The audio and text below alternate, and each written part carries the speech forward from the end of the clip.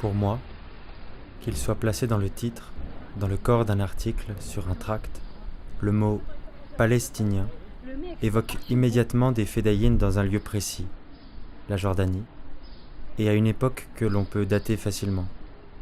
Octobre, novembre, décembre 70, janvier, février, mars, avril 1971. Il se passa 10 ans et je ne sus rien d'eux, sauf que les fédayines étaient au Liban. La presse européenne parlait du peuple palestinien avec désinvolture, dédain même. Et soudain,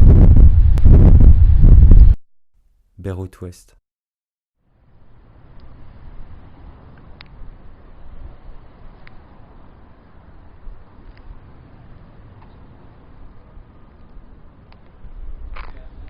D'un mur à l'autre d'une rue, arqué ou arc-bouté, les pieds poussant un mur et la tête s'appuyant à l'autre, les cadavres, noirs et gonflés, que je devais enjamber étaient tous palestiniens et libanais. Pour moi, comme pour ceux qui restaient de la population, la circulation à Shatila et à Sabra ressembla à un jeu de saute-mouton.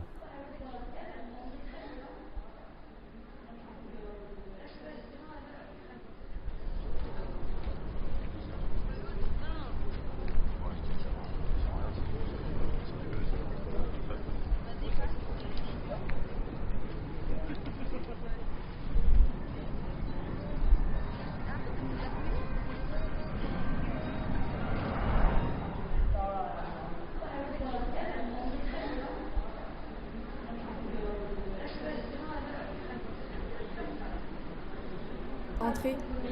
Nous, on vous attend dehors. La première pièce était ce qui restait d'une maison de 2 étages. Pièce assez calme, accueillante même. Un essai de bonheur. Peut-être un bonheur réussi avait été fait avec des restes, avec ce qui survit d'une mousse dans un pan de mur détruit, avec ce que je crus d'abord être 3 fauteuils, en fait 3 sièges d'une voiture. Un canapé avec des coussins taillés dans une étoffe à fleurs de couleur criarde et de dessins stylisés. Un petit poste de radio silencieux, 2 candélabres éteints.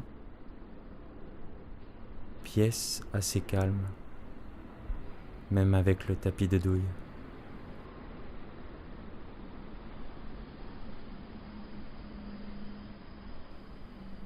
Une porte bâtie comme s'il y avait un courant d'air. J'avançais sur les douilles, je faillis plusieurs fois tomber à cause d'elle.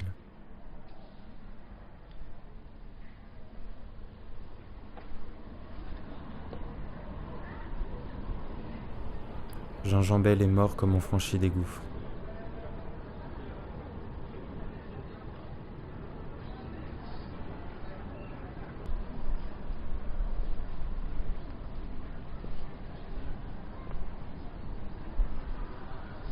Personne, ni rien, aucune technique du récit, ne dira ce que furent les 6 mois passés par les fédayines dans les montagnes de Jerash et d'Ajloun en Jordanie, ni surtout leur première semaine. Donner un compte-rendu des événements, établir la chronologie, les réussites et les erreurs de l'OLP, l'Organisation de libération palestinienne, d'autres l'ont fait. L'air du temps, la couleur du ciel, de la terre et des arbres, on pourra les dire, mais jamais faire sentir la légère ébriété, la démarche au-dessus de la poussière, l'éclat des yeux, la transparence des rapports non seulement entre fédayines, mais entre eux et les chefs. Tout, tous, sous les arbres, étaient frémissants, rieurs, émerveillés par une vie si nouvelle pour tous. Et dans ces frémissements, quelque chose d'étrangement fixe, aux aguets, réservé, protégé comme quelqu'un qui prie sans rien dire. Tout était à tous. Chacun en lui-même était seul. Et peut-être non. En somme, souriant et hagard. Toute cette équipée aurait dû porter en sous-titre « Songe d'une nuit d'été », malgré les coups de gueule des responsables de 40 ans. Tout cela était possible à cause de la jeunesse, du plaisir d'être sous les arbres, de jouer avec des armes, d'être le point le plus lumineux parce que le plus aigu de la révolution, d'être photogénique quoi qu'on fasse, et peut-être de pressentir que cette féerie à contenu révolutionnaire serait d'ici peu saccagée, Les Fedayines ne voulaient pas le pouvoir. Ils avaient la liberté.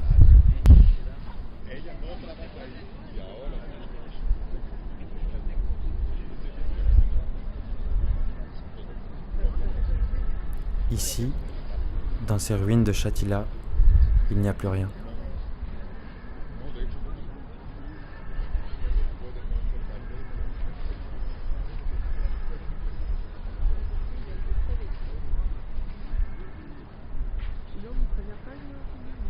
Il va demander la nationalité anglaise. C'est pas ça le terme, mais c'est lourd. Il faudrait qu'on pose un peu. En mode chaque personne, chaque chef est en binôme et on doit faire tout à fait longtemps que les parents. Ouais, mais là, on commence à en parler. Le corps d'un homme de 30 à 35 ans était couché sur le ventre, comme si tout le corps n'était qu'une vessie en forme d'homme.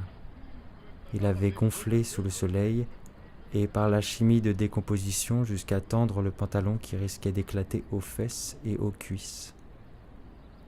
La seule partie du visage que je pus voir était violette et noire.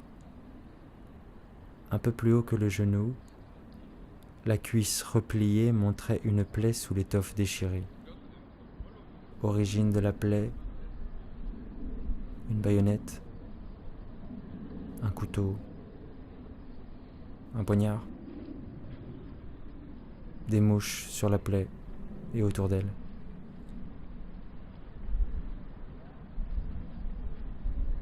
Si l'on regarde attentivement un mort, il se passe un phénomène curieux. L'absence de vie dans ce corps équivaut à une absence totale de corps, ou plutôt à son recul ininterrompu. Même si on s'en approche, croit-on, on ne le touchera jamais.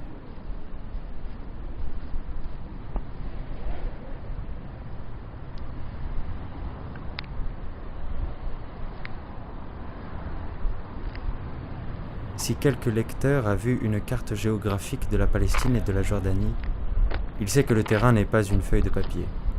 Le terrain, au bord du Jourdain, est très en relief.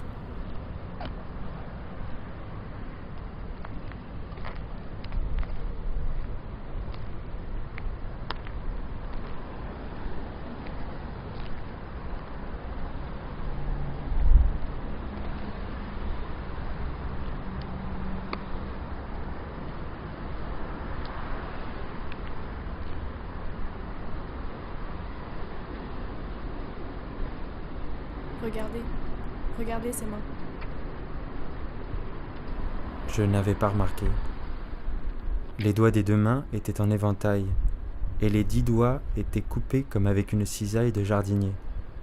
Des soldats, en riant comme des gosses et en chantant joyeusement, s'étaient probablement amusés en découvrant cette cisaille et en l'utilisant. Regardez. Les bouts des doigts, les phalangettes, avec l'ongle, étaient dans la poussière. Le jeune homme qui me montrait, avec naturel, sans aucune emphase, le supplice des morts, remit tranquillement une étoffe sur le visage et sur les mains de la femme palestinienne.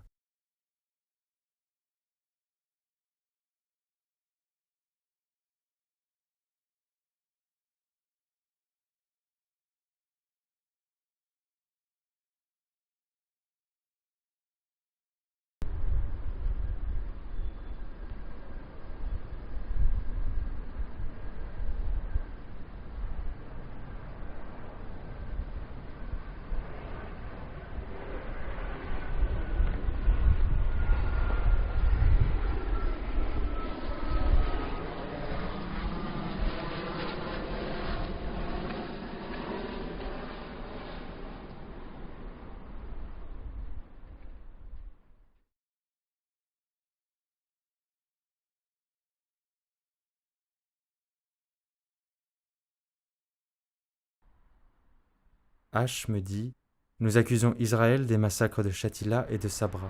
Qu'on ne mette pas ces crimes sur le seul dos de leur supplétif Kataeb, milice armée du président Béchir Gemayel.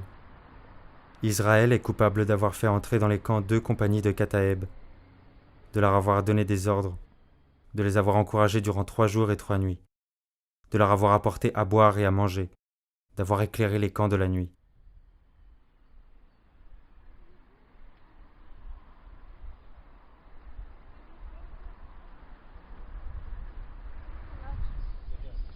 C'est un trou de verdure où chante une rivière, accrochant follement aux herbes des haillons d'argent. Où le soleil de la montagne fière, lui, c'est un petit val qui mousse de rayons. Un soldat jeune, bouche ouverte, tête nue, et la nuque baignant dans le frais cresson bleu, dort. Il est étendu dans l'herbe, sous la nuit, pâle, dans son lit vert où la lumière pleut. Les pieds dans les glaïeuls, il dort. Souriant comme sourirait un enfant malade, il fait un somme. Nature berce-le chaudement, il a froid. Les parfums ne font pas frissonner sa narine. Il dort dans le soleil, la main sur sa poitrine, tranquille. Il a 2 trous rouges au côté droit.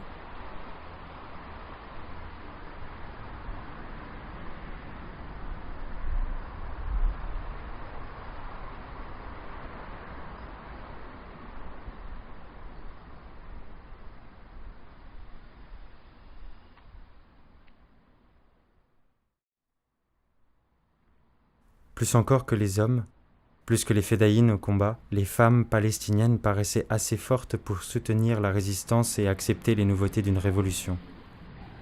Elles avaient déjà désobéi aux coutumes. Regard direct soutenant le regard des hommes, refus du voile, cheveux visibles, quelquefois complètement nus, voix sans fêlure. D'autres femmes, plus âgées celles-là, riaient de n'avoir pour foyer que 3 pierres noircies qu'elles nommaient en riant à Djebel Hussein, à Amman, notre maison. Avec quelle voix enfantine elles me montraient les 3 pierres, et quelquefois la braise allumée en disant rieuse Darna.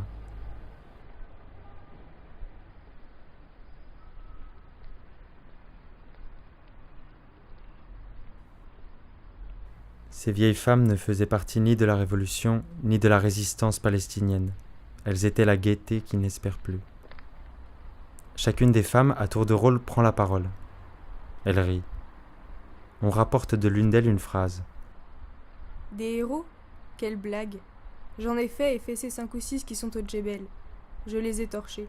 Je sais ce qu'ils valent et je peux en faire d'autres.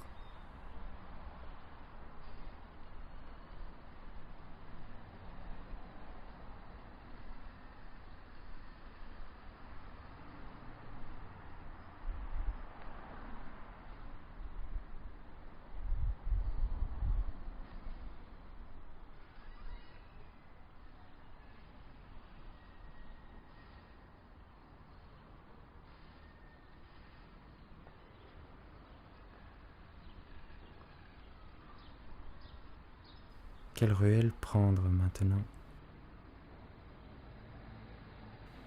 Il faut bien savoir que les camps palestiniens de Shatila et Sabra, c'est des kilomètres et des kilomètres de ruelles très étroites. Car ici, même les ruelles sont si maigres, si squelettiques parfois que 2 personnes ne peuvent avancer que si l'une marche de profil, encombrée de gravats, de parpaings, de briques, de guenilles multicolores et sales.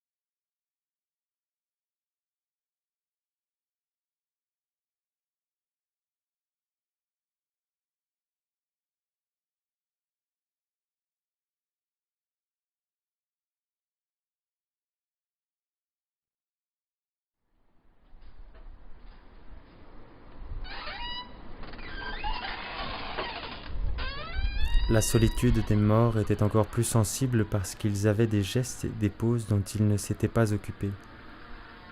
Morts n'importe comment, morts laissés à l'abandon. Cependant, dans le camp, autour de nous, toutes les affections, les tendresses, les amours flottaient, à la recherche des Palestiniens qui n'y répondraient plus. J'ai connu la légèreté de l'événement, l'exceptionnelle qualité des fédayines, mais je pressentais la fragilité de l'édifice. Partout où l'armée palestinienne en Jordanie s'était regroupée, près du Jourdain, il y avait des postes de contrôle où les fédayines étaient si sûrs de leurs droits et de leur pouvoir que l'arrivée d'un visiteur, de jour ou de nuit, à l'un des postes de contrôle, était l'occasion de préparer du thé, de parler avec des éclats de rire et de fraternels baisers.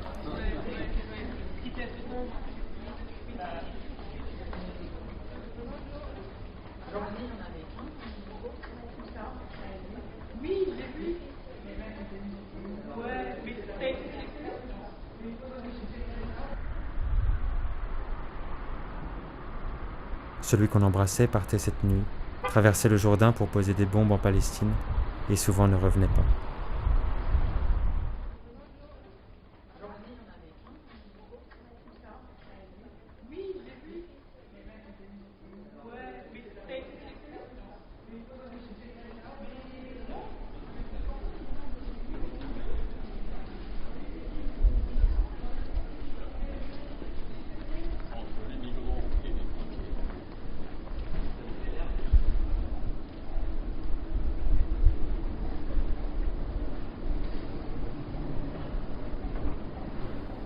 Tous les fédayines paraissaient légèrement soulevés du sol comme par un très subtil verre de vin ou la goulée d'un peu de hashish.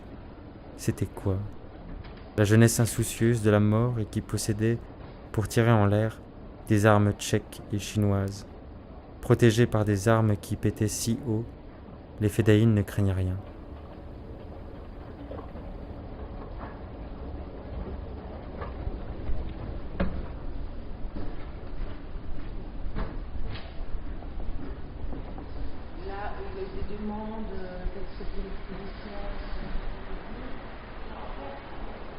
Vers les 2 heures de l'après-midi, dimanche, 3 soldats de l'armée libanaise, fusils pointés, me conduisirent à une jeep où somnolait un officier.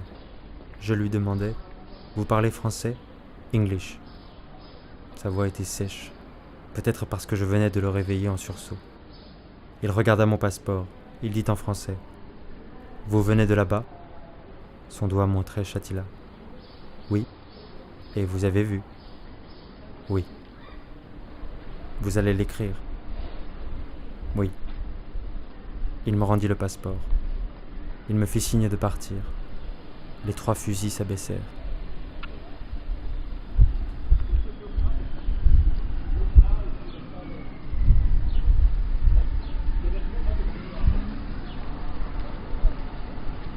J'avais passé 4 heures à Shatila.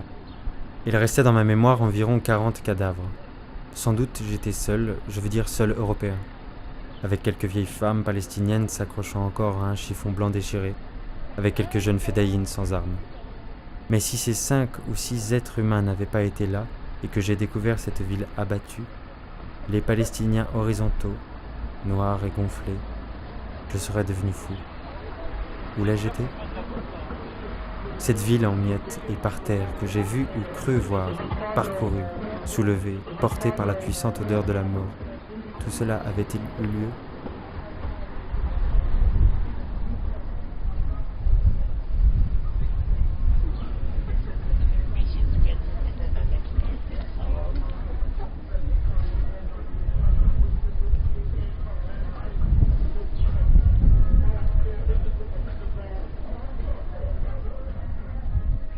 Il faudra peut-être reconnaître que les révolutions ou libérations se donnent obscurément pour fin de trouver ou retrouver la beauté, c'est-à-dire l'impalpable, innommable autrement que par ce vocable.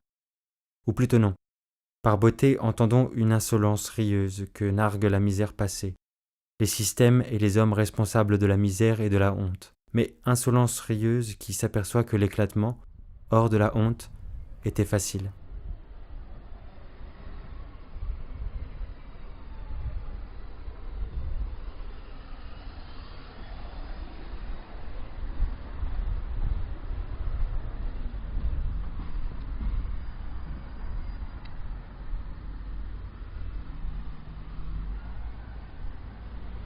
Mais une révolution en est-elle une quand elle n'a pas fait tomber des visages et des corps la peau morte qui les avachissaient?